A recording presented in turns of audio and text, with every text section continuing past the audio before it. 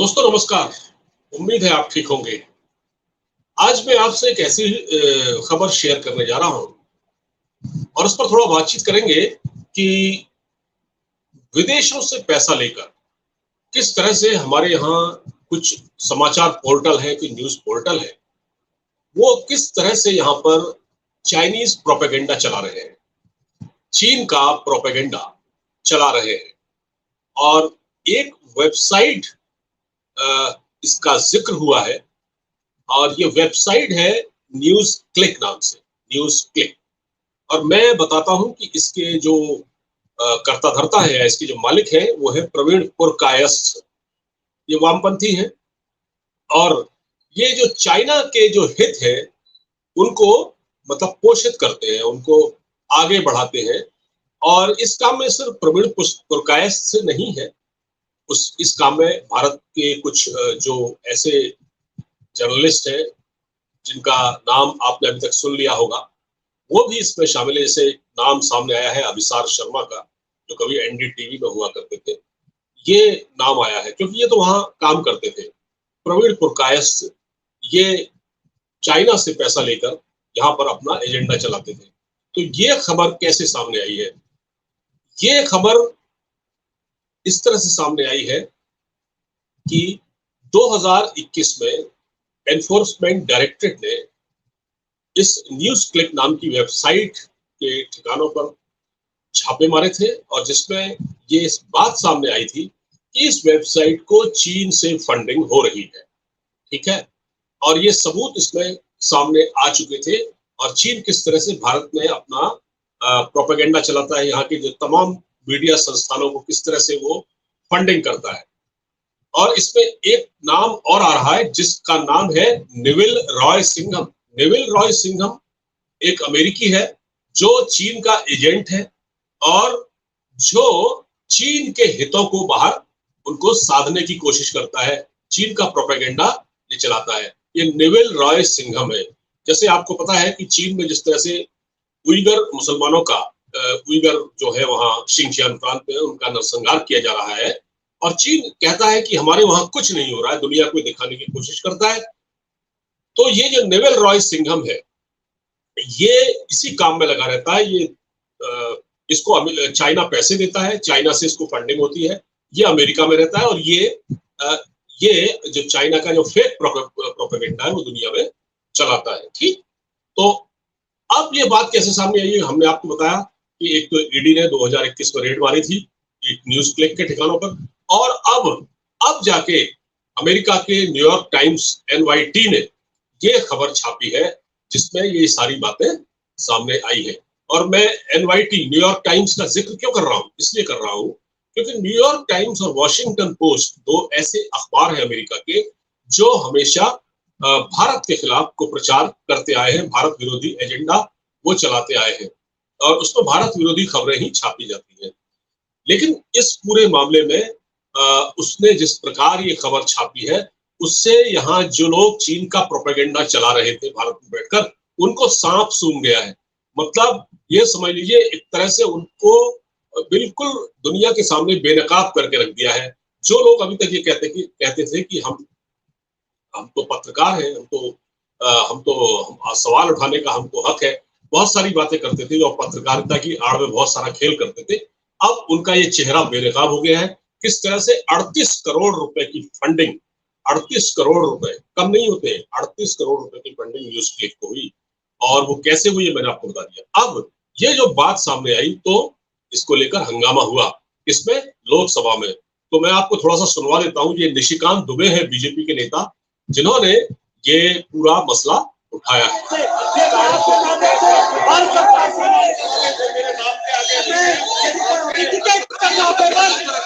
करने के लिए तैयार होकर मोदी जी के रहते ये संभव नहीं है, हम इसको चलने नहीं देंगे। आप कितना इंडिया को तोड़ने की ताकत, भारत को तोड़ने की ताकत कुर्बानी नहीं करे। हमने जी ये राहुल गांधी की नफरत के दुकान पर जो है चाइनीज सामान है। आज बड़ा एक सीरियस मामला में उठाना चाहता हूँ अध्यक्ष जी। कारण यह है कि न्यूयॉर्क टाइम्स में इन लोगों को जो है केवल विदेशी ताकतों के साथ रहकर उन्हीं के न्यूज़पेपर में, उन्हीं के देश में उनके क्या हो रहा है उसी को ये मानते हैं। न्यूयॉर्क टाइम्स में एक बड़ा अच्छा न्यूज छपा है सर कि 38 करोड़ रुपया जो है न्यूज क्लिक जैसी संस्था को मिला है। और न्यूज क्लिक संस्था को जो न्यूयॉर्क टाइम्स ने लिखा है वो लिखा ये है कि भारत में ईडी ने जो रेड किया है 22 के बारे में लगातार बोलते हैं सर, ईडी की रेड में जो खुलासा हुआ है उसका पूरा खुलासा किया है। और ये जो न्यूज क्लिक है सर, वो देशद्रोही गैंग, टुकड़े गैंग जो भारत को खंडित करना चाहते हैं, वो न्यूज। अब ये निशिकांत दुबे हैं जिन्होंने ये बात उठाई है लोकसभा में, कहा है कि ये लोग चीन से कैसे पैसा लेते हैं और किस तरह से अपना एजेंडा चलाते हैं। तो मैं बात कर रहा था कि किस तरह से ये काम होता था। तो ये निवेल रॉय सिंघम है। अब ये कौन है जो चीन का प्रोपेगेंडा दुनिया में फैलाता है, इसके बारे में आपको मैं थोड़ा बता देता हूं। निवेल रॉय सिंघम एक अमेरिकी व्यवसायी है और एक सामाजिक कार्यकर्ता है। ये आईटी कंपनी थॉटवर्क्स का संस्थापक और पूर्व अध्यक्ष है। ये कंपनी कस्टम सॉफ्टवेयर टूल, परामर्श सेवाएं प्रदान करती है। सिंघम पर वैसे विभिन्न समूहों को फंड उपलब्ध कराने के आरोप लगते हैं जो चीनी राज्य मीडिया के प्रोपेगेंडा को बढ़ावा देता है। ठीक है, इस प्रोपेगेंडा के तहत उइगर मुसलमानों के नरसंहार को खारिज करने और रूसी साम्राज्यवाद की पैरवी की जाती है। और टाइम्स ऑफ इंडिया की एक रिपोर्ट कहती है कि सिंघम का जन्म 1954 में संयुक्त राज्य अमेरिका में हुआ। उसने हार्वर्ड यूनिवर्सिटी से इकोनॉमिक्स की डिग्री ली। इसके बाद 1993 में इसके बाद 1993 में थॉटवर्क्स की स्थापना से पहले कई वर्षों तक एक सॉफ्टवेयर इंजीनियर के रूप में इसने काम किया। और थॉटवर्क्स जल्द ही दुनिया की अग्रणी आईटी परामर्श कंपनियों में से एक बन गई और सिंघम को 2009 में फॉरेन पॉलिसी पत्रिका द्वारा शीर्ष 50 वैश्विक विचारकों में से एक नामित किया गया। ये चीन का इसका बड़ा तगड़ा कनेक्शन है। और हाल ही के वर्षों में सिंघम, यानी इसका नाम मैंने जैसा कि आपको बताया, इसका नाम है निवेल रॉय सिंघम।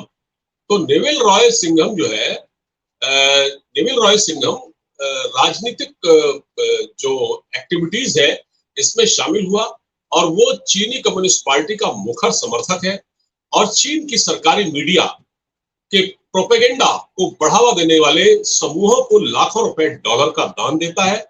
सिंघम ने उइगर मुसलमानों के नरसंहार से भी इनकार किया था कि वहां कुछ नहीं होता है और रूसी साम्राज्यवाद की पैरवी करता है। तो ये है निवेल सिंघम। तो ये नाम इसको आपका इंडियन लग रहा होगा, लेकिन ये है अमेरिकी। और ये क्या करता है, इसको चाइना पैसे देता है। चाइना पैसे देता है तो ये करता क्या है कि दुनिया भर में जो चाइनीज प्रोपेगेंडा, फेक प्रोपेगेंडा, इसको फैलाने के लिए ये दुनिया भर के जो मीडिया समूह है, इसमें सिर्फ भारत ही नहीं है, जो दुनिया में जो चीन के प्रोपेगेंडा की काट करते हैं उनको ये पैसे उपलब्ध कराता है और उसको चीन से पैसा मिलता है। ये चीनी कम्युनिस्ट पार्टी, जो कम्युनिस्ट पार्टी ऑफ चाइना है, उसका ये प्रबल समर्थक है। और चीनी कम्युनिस्ट पार्टी, आपको पता है कि दुनिया की सबसे बड़ी बीमारी है अपने आप में, और ये उनका समर्थक है। तो ये जो पैसा आता था, ये निवेल सिंघम उपलब्ध कराता था इस न्यूज क्लिक के मालिक को, और फिर ये पैसे नक्सलियों को भी जाते थे, जिसमें गौतम नौलखा एक नाम आ रहा है, जिसको करीब 20 करोड़ रुपए दिए गए। इस तरह की बात सामने आई है। तो आप ये समझ लीजिए कि बताने का मकसद सिर्फ ये है कि साहब कितना बड़ा ये काम चल रहा था। और अब तो मुझे लगता है कि जो जिन पत्रकारों पर ये आरोप लगा है, जिस मीडिया पर संस्थान पर आरोप लगा है, ये तो कह भी नहीं सकते, क्योंकि क्योंकि ये खबर तो न्यूयॉर्क टाइम्स ने छाप दी है।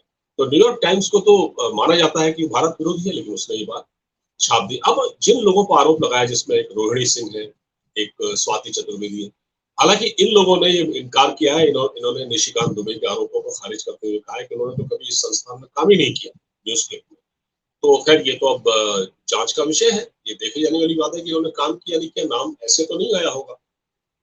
और मैं बताता हूँ, आज सोशल मीडिया पर बड़े ट्वीट किए जा रहे हैं इसको लेकर।